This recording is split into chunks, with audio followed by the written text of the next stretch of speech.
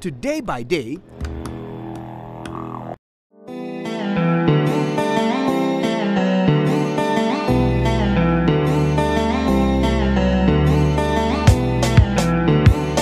once upon a time, our nation's capital was Cape Coast, a magical melting pot of friendly faces, fisherfolk and fancy kinky. Today, Cape Coast is enjoying its step down from nation's capital to regional capital, but the magic is still there in a big way. Because this is not just any region, this is the Central Region.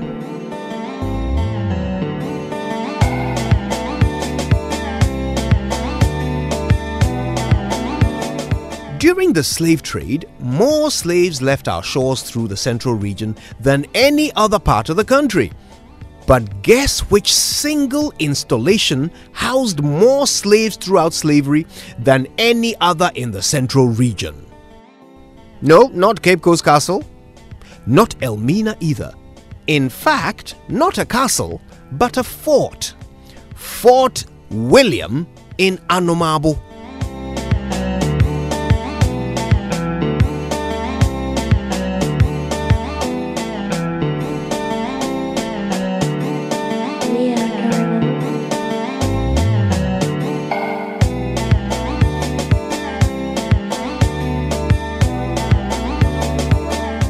There's something familiar about this guy, isn't there? Mr. Yosen, sir, what happened to this woman's back? This is one of the many punishments meted out to the slaves in the Americas and the Caribbean when working on the plantations. So what did they do to her? He was beaten mercilessly, whipped. So a whip made those marks on her back? Of course. It could be it could be with an iron rod or anything of that sort. Yeah. And many pictures here of slaves. Of course. And how they were treated. Tell us about them. Okay, this one represents slaves who have already made it to America. You see, this year, there was an argument about dreadlocks when a student was being admitted at a college. Yes. And there was a, But you know, the dreadlocks developed by the slaves. Because maybe you have been captured in the north, you walk for almost about 4 months to 5 months to the coast. You are put in the dungeon for almost about 3 months. You do the journey on the ocean for almost about 3 months. In all, almost about 7 to 8 months. You never barber your hair. Of course. And that resulted in the dreadlocks. And so the dreadlocks came about, or is associated with the slavery. Interesting. In those days. Wow. Yeah. Then some of the punishments included putting the slaves in a tank with a hot water. Of course.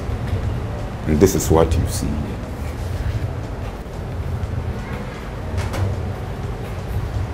He is referred to be an ancestor of Snoop Dogg.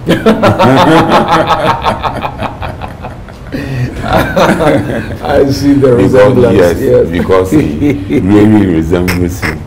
That's a good one. Well, I mean, we are looking at the Apocalypto style of bringing slaves to the coast. You ever watch that film? Yes, Mel Gibson directed that movie. Yes. Yeah. It also represents how slaves were captured in the hinterland and brought to the cities in such way. All these ones are on the plantations.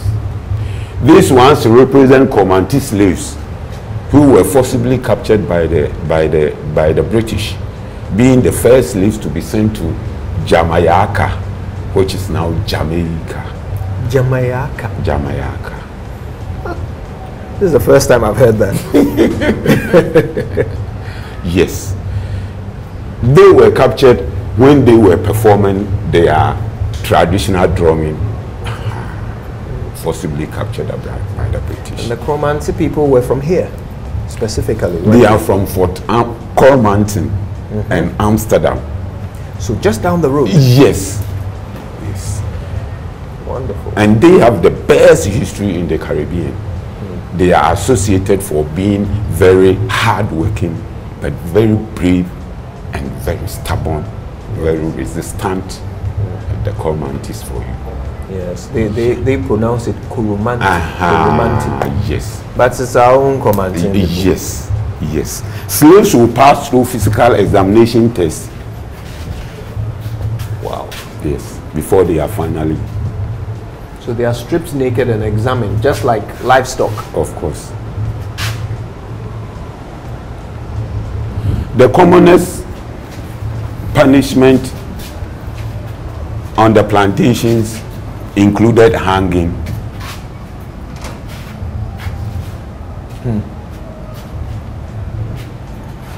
With the least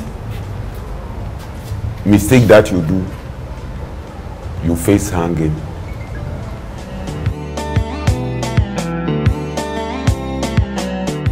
Mr. Yawson, what can you tell us about the history of this place?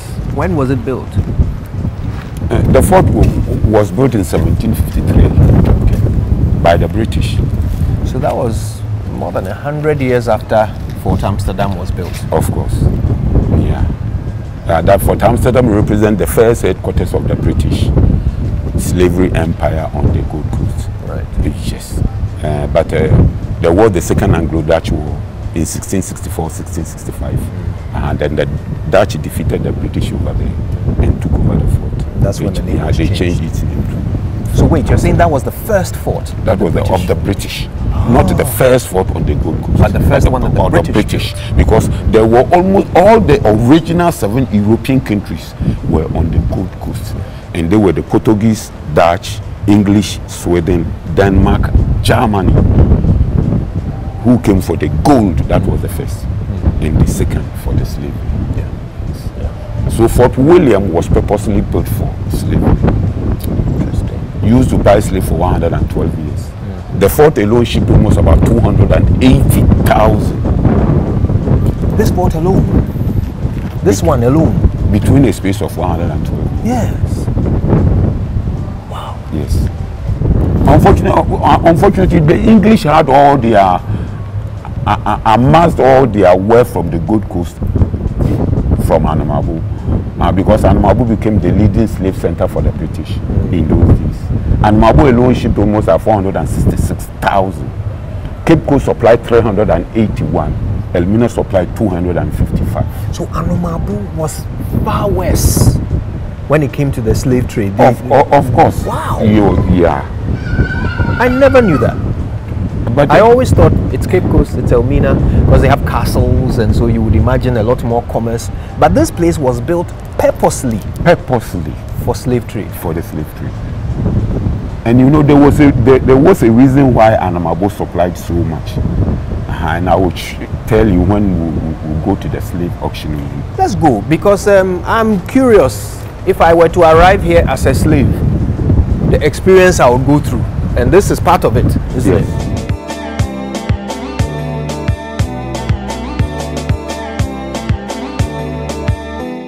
There is always the assumption that the slaves mostly came from the coastal area.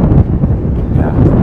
But rather, slaves mostly captured in the north, as far as Chad, Mali, Burkina Faso, Niger. They work on foot. So we have the slave routes. The first one will be at Paga Slave Center, where they had their list. The second one will be at Salaga Slave Market. And then the final one will be at Asan Mansu, where they had their last bath ritual. Yeah. So it was from Asan Mansu that they will be spread to the forts and castles. And because Anamabu was nearer to Asan Mansu, merchants would prefer bringing their slaves to Anamabu than taking them to Cape Coast. Yes. It's a very short journey. It's a very short journey through the bush. Yes, to Asamanso. Very short journey than to keep with it. This place must have been filled with slaves on a daily basis, coming in, going out, coming in, going out. In 1806, for William could hold almost about 2,000 slaves a day. Wow. And all these slaves were auctioned in the slave auction room. Okay. And that is also what makes for William very unique, because the fort still possessed the platform on which the slaves stood for the auction. That has been preserved. Yeah, preserved. Okay. Well, let's check it out. Wow. So you can tell that a lot of this was built in the 18th century. Yes. Because you see iron rods. Oh, even the iron rod was not part of it. Oh, really? This one came later. There was no fort that was built with iron rods. It was all stone. It was all stone, shells and shells, sand, palm oil with limestone. Okay. And it is because of the palm oil that ensures the fort its long existence. Yes. With palm oil, the rainwater slips from the building. Presently, we are using clinker. And clinker absorbs water. Thank you. But in terms of the slave trade, we will say Anamabo was the leading slave supply hotspot. And it has Fort William to show that, yes, really, Fort William was a slave. Wow. Fort, because we still have the auction platform on which the slaves stood. Tell me about this. Yes. So the slaves would be placed up here? Yeah, so the slaves were one by one or two by two? Or one by one. One by one? One by one. So Kojo the slave, yes, who has been brought in from Gambaga somewhere, of course, will be asked to stand here. Will be asked to stand here. Then the merchants will be standing around. Yeah, the merchants will be standing around. Then what will happen? Then the seller. The seller, the merchant, or the kabusia, the merchant. So he will lead. Yeah, but with the construction of this one in the 1700s, money has been formally introduced into the system. Right. So a man standing here will cost 5 English pounds. Then the woman will cost 3 English pounds. So me standing here right now, that would be my price. Yes. 5 pounds. 5 pounds. When there was no money, for instance, there was a Venture Smith. Okay, for instance, Venture Smith was bought for 4 gallons of ram and a piece of calico. Yes. That was when money has not been introduced into the system. Yes. And when cash came, but when money full came, human being. Yes, a full human being will cost 5 pounds, and a woman will cost 3 pounds. Whilst the children, because they were children, they were put on a scale. The weight will determine the quantity of goods that were exchanged for the slave, for the kids. So that was that was the scale. Come with me. Let's check this out. This here. Yes. So children were sold like bags of rice. You weigh them. Yeah, the children, those from 10 to 14 years, mostly referred to as stubborn children. But so one country will feed that. America. Kwame. Osenda waso yezininti and kasa in kanuna and kamzuwa kaji America, mzuwa kaji Sichi, mzuwa kaji Tina, mzuwa kaji one country order. That's just slave trade memory. Of course, it was there. So stubborn children, they were exchanged for provisions. Oh my God. Yes.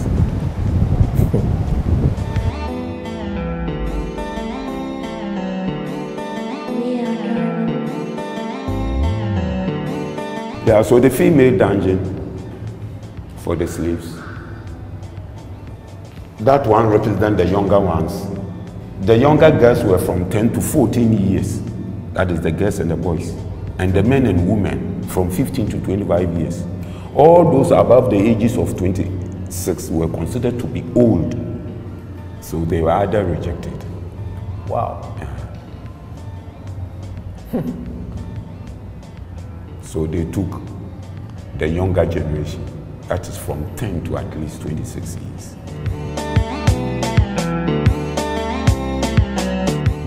The men were separated from the women. So we are going to have a look at the dungeon for the men. Okay. You are looking at the chains for the men. The men were held in chains, and the chain was fixed to the iron, keeping them stationary at all the time. For the 1 month you don't bath, when there are rains, you could manage to come here for some showers. I told you of the toilets in the dungeons. This was for the men. Because they mostly ate bread and biscuit. Oh. Yeah. Huh.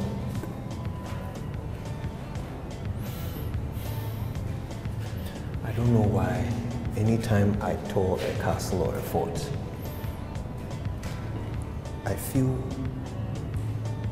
very uncomfortable in the female dungeon. And in the male dungeon, I'm uncomfortable, but also it feels familiar. I can imagine it. Yes. I can always imagine it better in the male dungeon. I can picture the men, different heights. Yes. Dark. Sweating. Speaking different languages. Because they were not brought here. Chained to each other. So if I'm tired, I want to move, I'll move you. Yeah. That is why some of the slaves even could not run away from the forts and castles because you are always in chains with your friend. And I'm sure it was the lucky ones who could end up in yeah. Because this is luxury. Of course. Therefore, they were separated. The calm ones held here, standing and squatting, while the stubborn and rebellious ones were sent to the condemned cells. That word again.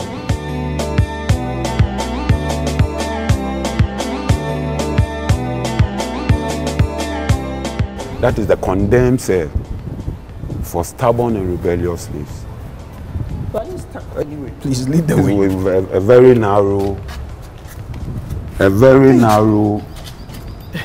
narrow space. It looks like the entrance to hell. To usually eliminate the bigger ones.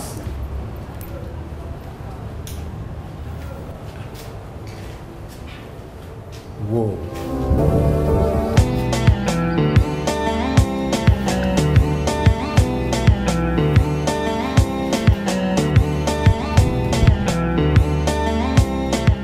Oh wow.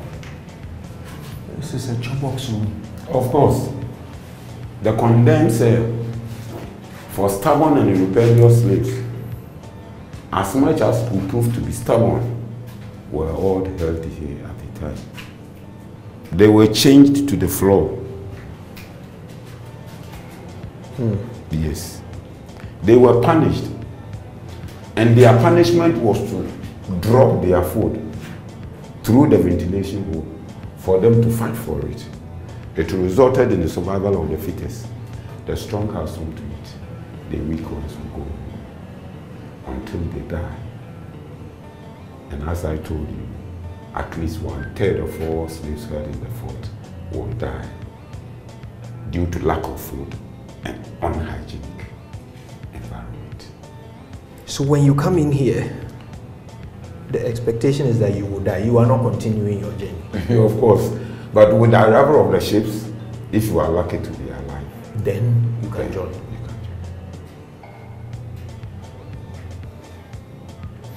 Yes. In the 15 and 1600, when you are put in the condemned cell, that is, you are automatically going to die. Yeah. But in the 1700, if you only have the will to survive, you join the ships. So many of them died here, even apart from the bigger dungeons. Yeah. But there were lots of them Mr. Wilson, let's get out of here.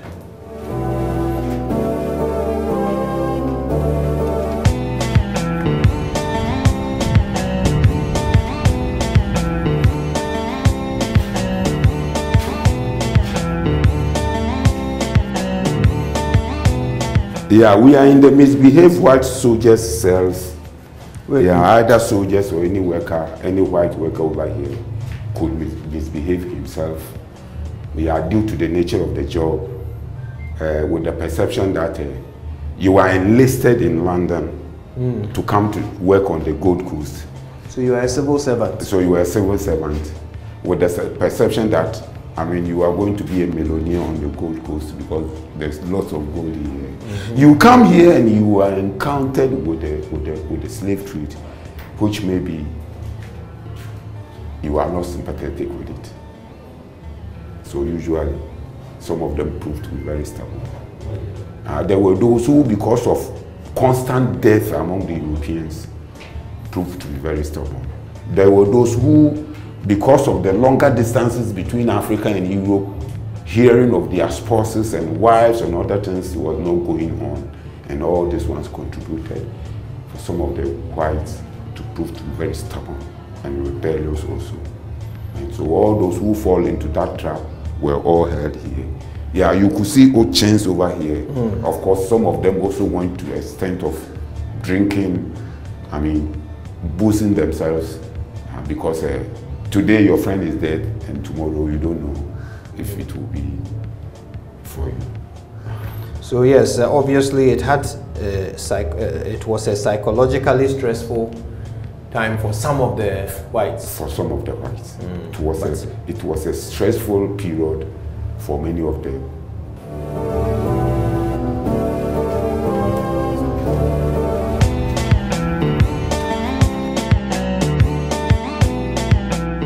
So where are we now? We are in the governor's residence.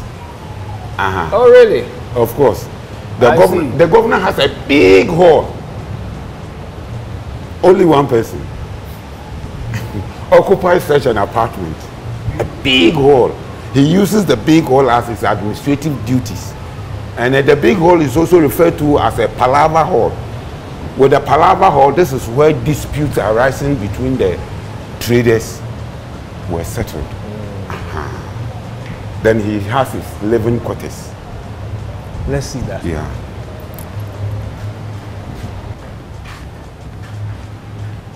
Wow. Yeah, the living quarters consist of a smaller hall, then a bedroom. Oh, I see. Yes. This man was enjoying. Of course, they did. They really did. And his bathroom and a toilet facility. Oh, fine. Yes. Fine. This man has enjoyed. We are looking at the picture of King George VI. And on the plaque, it reads Gold Coast King George VI Memorial Youth Center. So there was a youth center launched here. That was in 1954 when the country was still under the British administration. Yeah. And the youth center was named after King George VI. King George VI was the king of England in the 1800s. It was during his period that slavery hit its highest peak. So, the gate of no return. So, the gate of no return. So with the arrival of the ships, the slaves were brought outside. Having spent almost about 3 months here, the men were still in their chains. The women were tied with ropes.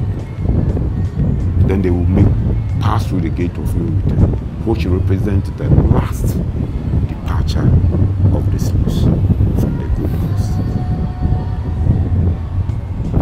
Bearing in mind, they don't know where they are going. Oh, of course. They don't even know why they are here. Of course. Because nobody is going to give them a tour and explain to them why they are at Fort William. No. Then suddenly they are brought out here one day. Yeah. To face that door. Yeah. And they don't know this is the last time they'll be in their own country. It usually seems so. It usually seems so. Because they don't know where they were going. Even maybe most of them have never even see an ocean before, or they never even lived near a river before. And this will be their first time of encountering such an experience. Lead the way.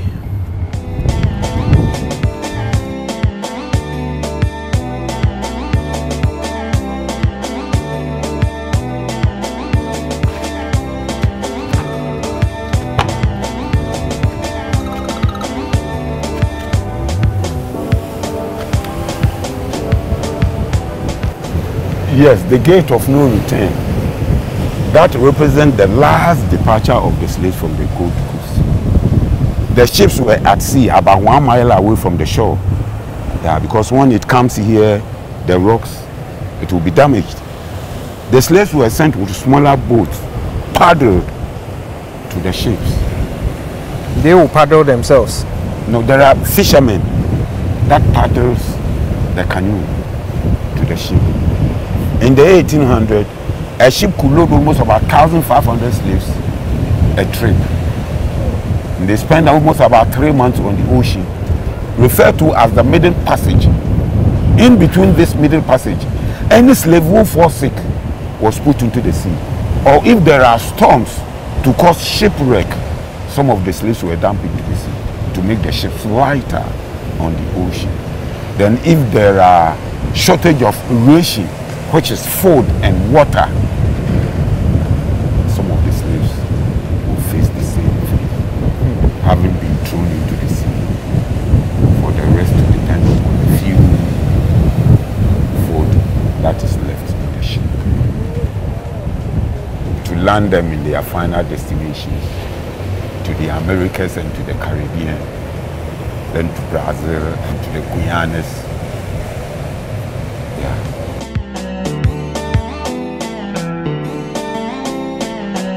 Who would have thought that the most damaging impact of slavery in Ghana occurred in this sleepy fishing town of Anomabo? And that's not all it has to offer. Over the next few weeks, we'll be coming back here to explore its beautiful beaches and another fort with a rather dramatic backstory. Goes to show that sometimes big things come in small packages.